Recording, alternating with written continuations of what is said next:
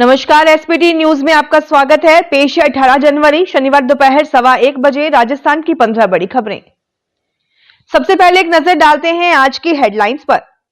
राजस्थान में अपराधियों को हथकड़ी लगाकर उनकी सार्वजनिक परेड नहीं करा सकेगी पुलिस। राजस्थान में जयपुर पोलो सीजन की शुरुआत की घोषणा। कांग्रेस विधायक दल की 30 को होगी अहम बैठक। चूरू जिले में अविवाहित कॉलेज छात्रा बनी मां, बच्चे को अपनाने से इनकार। गार्गी पुरस्कार और बालिका प्रोत्साहन पुरस्कार के लिए आवेदन की अंतिम तिथि बढ़ाई। और अब खबरें विस्तार से सुनिए। राजस्थान में पुलिस की ओर से अपराधियों को हथकड़ी लगाकर उनकी सार्वजनिक परेड नहीं कराई जाएगी, इस पर रोक लगा दी गई है। पुलिस मुख्यालय ने सभी रेंज के आईजी और जिलों के एसपी को गिरफ्तार अपराधियों को हथकड़ी लगाने के संबंध में दिशा निर्देश दिए हैं। पुलिस अधिकारियों से कहा गया है कि वे हथकड़ी लगाकर बंदी की सार्वजनिक परेड नहीं कराएंगे। इसके अलावा हथकड़ी लगाने के बाद बंदी का सोशल मीडिया पर फोटो या वीडियो भी अपलोड नहीं कर सकेंगे। भारतीय नागरिक सुरक्षा संहिता 2023 की धारा 43 की उपधारा 3 में बंदियों को हथकड़ी लगाने के प्रावधान किए गए हैं। पुलिस अधिकारियों से कहा गया है कि वे अपराधियों की प्रकृति और गंभीरता को ध्यान में रखते हुए गिरफ्तारी करते समय या न्यायालय में पेशी के दौरान अपराधियों को हथकड़ी लगा सकते हैं, लेकिन ये ध्यान रखना होगा कि बंदी को हथकड़ी लगाने से अनावश्यक शारीरिक पीड़ा या क्षति न हो। जयपुर के पूर्व राज परिवार के सदस्य सवाई पद्मनाभ सिंह ने जयपुर पोलो सीजन की शुरुआत की घोषणा कर दी है। उन्होंने बताया कि इस साल भी हम हर साल की तरह जयपुर पोलो सीजन कर रहे हैं। इसकी शुरुआत जनवरी से हो गई है। इसमें पहली बार 2.5 से 3 महीने का पोलो सीजन रहेगा।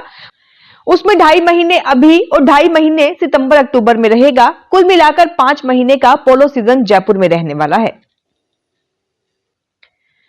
राजस्थान में कांग्रेस विधायक दल की 30 जनवरी को शाम 4 बजे विधानसभा में अहम बैठक होगी। विधानसभा की 9 पक्ष लॉबी में बैठक होगी। बैठक की अध्यक्षता नेता प्रतिपक्ष टीकाराम जूली करेंगे। बजट सत्र की रणनीति को लेकर कांग्रेस विधायक मंथन करेंगे। बैठक में सरकार को विभिन्न मुद्दों पर घेरने की रणनीति बनाई जाएगी।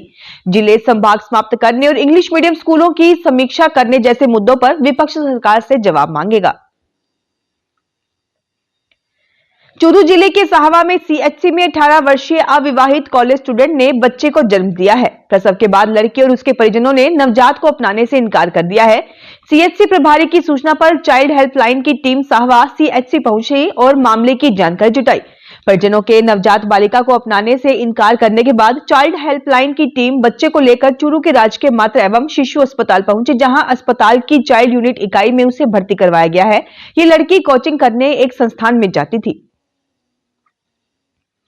राजस्थान में बालिका शिक्षा फाउंडेशन ने गार्गी पुरस्कार और बालिका प्रोत्साहन पुरस्कार के लिए आवेदन की अंतिम तिथि 20 जनवरी तक बढ़ा दी है। पहले ये तारीख 15 जनवरी थी, जिसे बढ़ाकर अंतिम अवसर दिया गया है। पुरस्कार की राशि 2 फरवरी बसंत पंचमी के अवसर पर डीबीटी के माध्यम से छात्राओं के खातों में डाली जाएगी। पुरस्कार प्रमाण पत्र शाला दर्पण पोर्टल के माध्यम से ऑनलाइन प्रदान किए जाएंगे।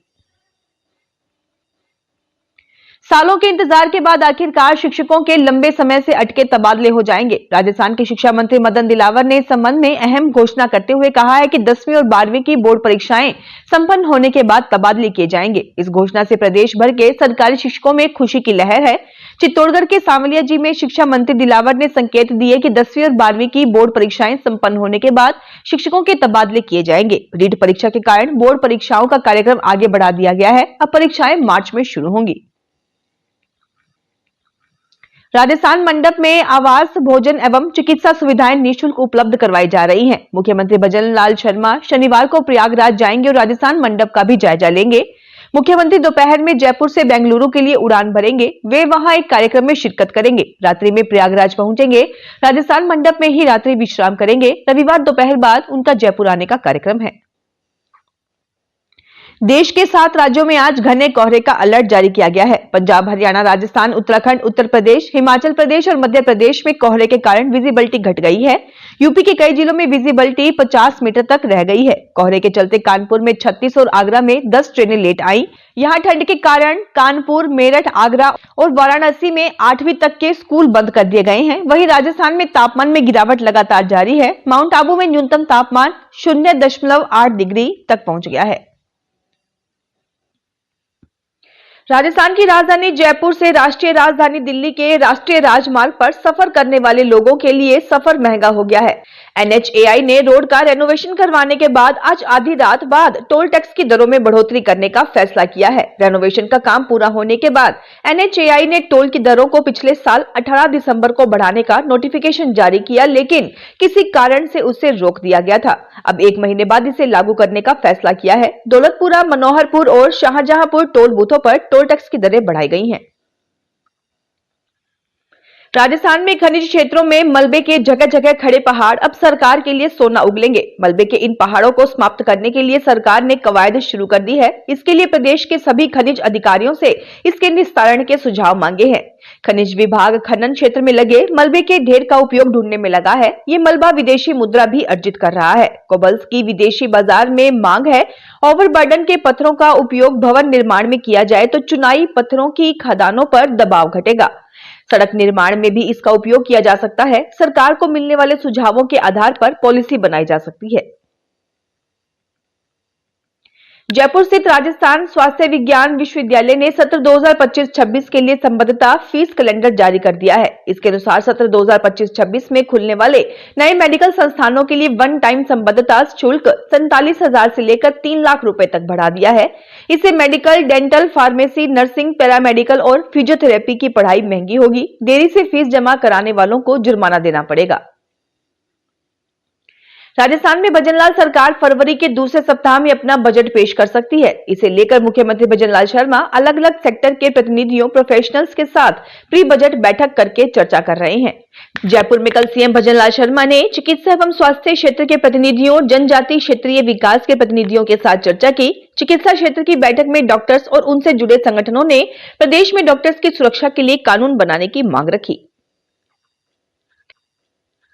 राजस्थान में उत्तरी हवा के प्रभाव से सर्दी तेज हो गई है। शुक्रवार को हिल स्टेशन माउंट आबू में न्यूनतम तापमान जमाव बिंदु के पास पहुंच गया है। जयपुर समेत कई शहरों में भी न्यूनतम तापमान में 2 से लेकर 3 डिग्री सेल्सियस तक की गिरावट हुई है।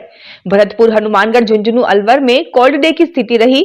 मौसम केंद्र ने अगले सप्ताह बारिश की भी आशंका जताई है। मौसम विभाग ने आज के लिए राजस्थान के 14 जिलों में कोहरे का येलो अलर्ट जारी किया है। इस बीच कल सबसे ठंडा दिन हनुमानगढ़ जिले में रहा, जहां अधिकतम तापमान 13.2 डिग्री सेल्सियस दर्ज हुआ है।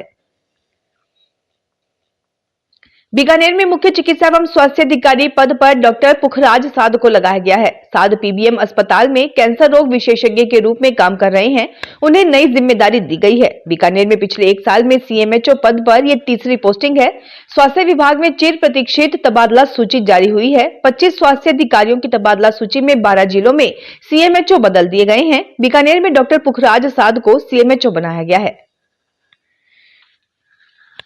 राजस्थान में तेज सर्दी से अस्पतालों में हाइपोथर्मिया और हार्ट संबंधी केस काफी बढ़ गए हैं। जयपुर में SMS, JK लॉन्च जैसे प्रमुख अस्पतालों में पिछले 3 दिन में 900 से अधिक केस हाइपोथर्मिया, निमोनिया और 600 से अधिक केस हार्ट डिजीजेस के आ चुके हैं। डॉक्टर्स का कहना है कि सर्दी में ये दोनों बीमारी बढ़ती है, लेकिन इस बार केस बहुत ज्यादा आ रहे हैं। पिछले साल की तुलना में करीब 20% अधिक केस आए हैं।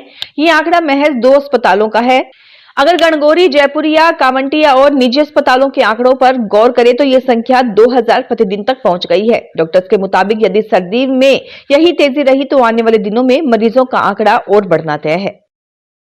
फिलहाल इस बुलेटिन में इतना ही। फिर हाजिर होंगे और बड़ी खबरों के साथ।